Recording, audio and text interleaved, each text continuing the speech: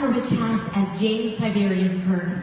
Mr. Shatner worked on 6 more Star Trek projects, including the movies Generation, The Undiscovered Country, The Final Frontier, The Voyage Home, The Search for Spock, and The Wrath of Khan. He also appeared in Star Trek The Motion Picture, The Outer Limits, and The Twilight Zone, as well as Miss Congeniality and the cult hit Free Enterprise. He's loved for the legal drama The Practice when he created the role of Denny Crane and reprised that role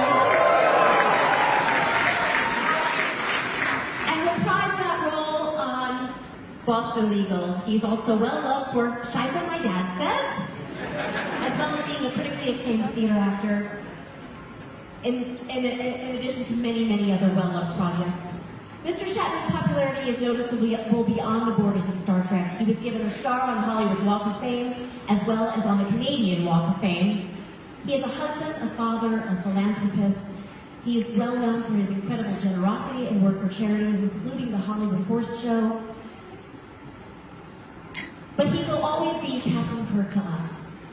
Ladies and gentlemen, meine Damen und Herren, der Einser, der Einzige, Mr. Wiliam Shatner!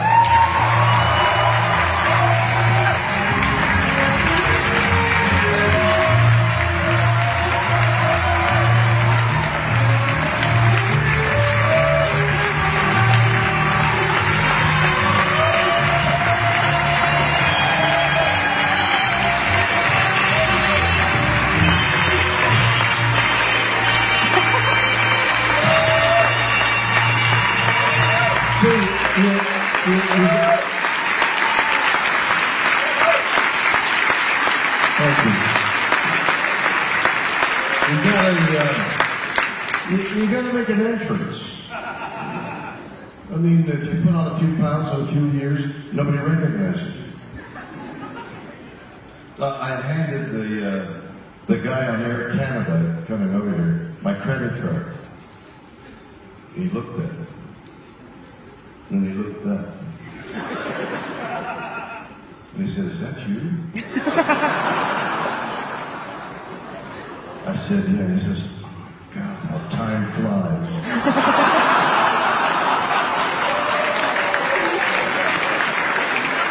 So that's true, you gotta make an entrance. And then you gotta face the fact that a picture of you 50 years ago is on the screen. Like, that's 50 years ago. I don't look like that anymore. And kids, you know, imagine how embarrassing it is when the mother brings the kid. There's Captain Kirk. And the kid goes,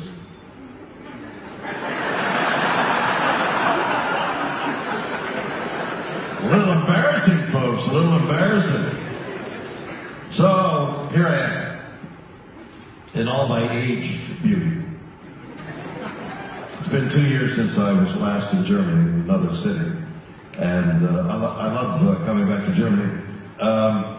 We're looking for great German food in a great German atmosphere. And we can't find it. Bonn has great Indian restaurants, great French restaurants. Can't find any great German food. Then another question I asked so many people since I've been here in Germany. So many people have those 2 dots, like over the letter of the name. Die Umlaut. I tested it today while I was signing autographs. What's the origin of the umlaut? And the guy with an umlaut on his name says, I don't know. Everybody had an umlaut. I said, what's the origin of the umlaut? I don't know. You sign your name, and then you go, dot, dot. Does the kid of 3 say, Mommy, why am I doing dot, dot? Well, son, the umlaut is a noble practice. I mean, what? Dot, dot. Umlaut, my boy, umlaut. So just before coming here, I got on my iPhone and I pressed Siri. And I said, Siri, what is the origin of the umlaut? And Siri said, I don't know what you're talking about.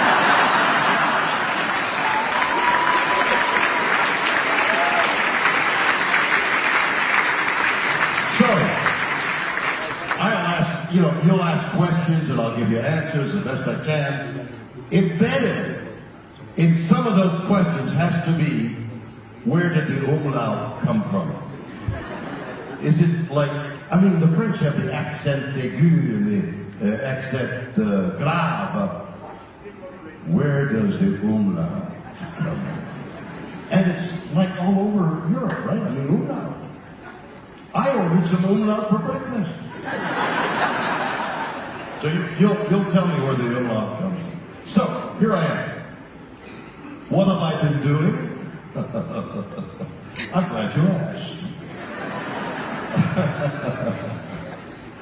What have I been doing? So, I would point right now to a motorcycle that I helped design.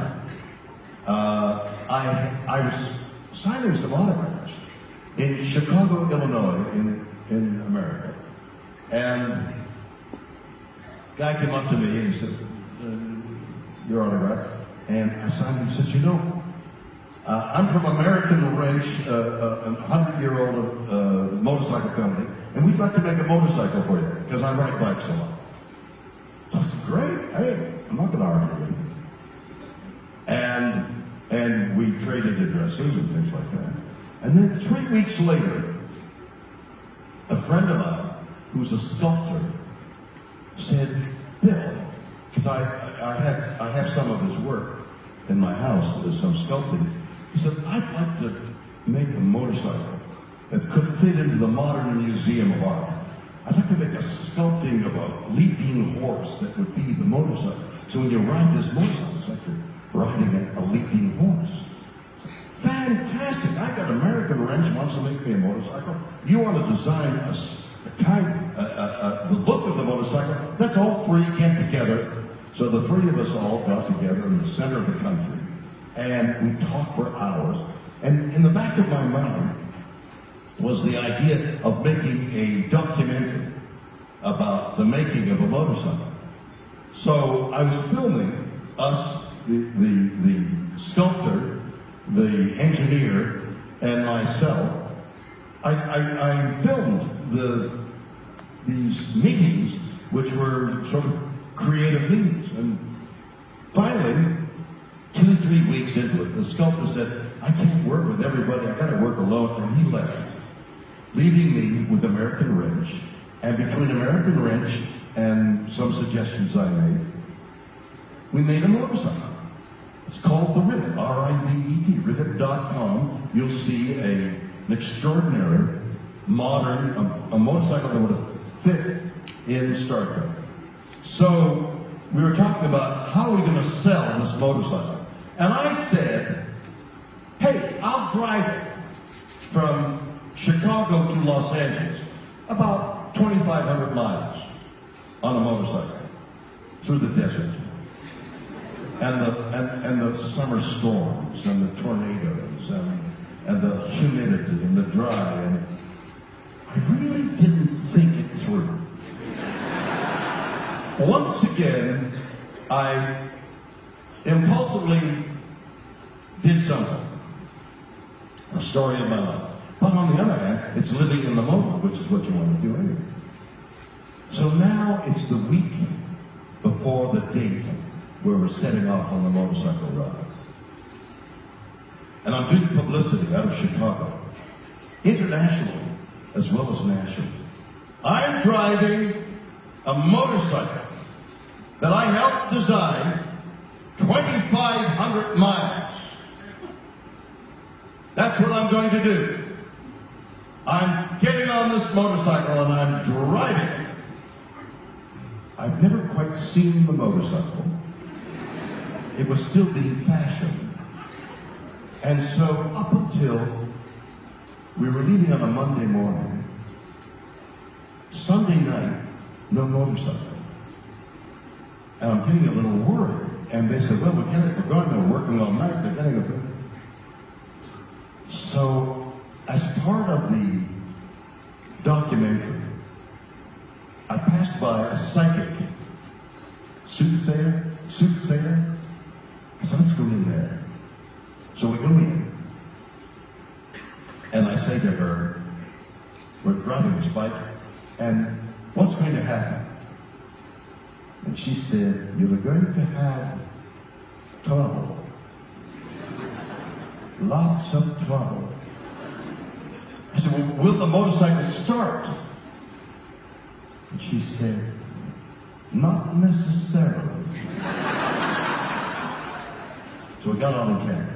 The next morning, still haven't seen the bike. I want to photograph the bike. Can't photograph the bike. The press is called for 9 o'clock in the morning. 11 o'clock in the morning, the motorcycle arrives. We present the motorcycle, 150 people from the press are there. I get in the motorcycle, I press the starter, starts. 500 horsepower engine. I press the gear, start to move forward, and the bike stops. The bike doesn't work. We got all that press here and all the press that I've done. We retire in confusion to the boardroom of the American Wrench, and we come up with the conclusion, what I've got to do is rent a bike from Harley Davidson.